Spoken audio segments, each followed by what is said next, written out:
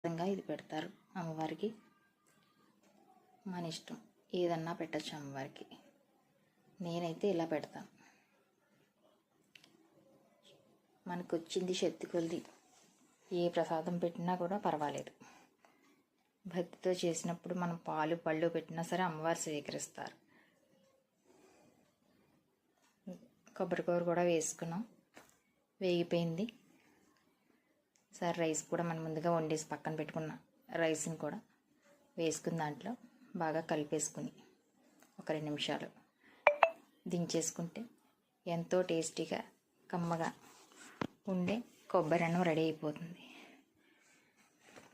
మీరు కూడా ట్రై చేసి అమ్మవారికి నివేదన చేసి అమ్మవారి ఆశీస్సులు అందరికీ, అమ్మవారి ఆశీస్సులు అందరికీ కలగాలని ఆశిస్తూ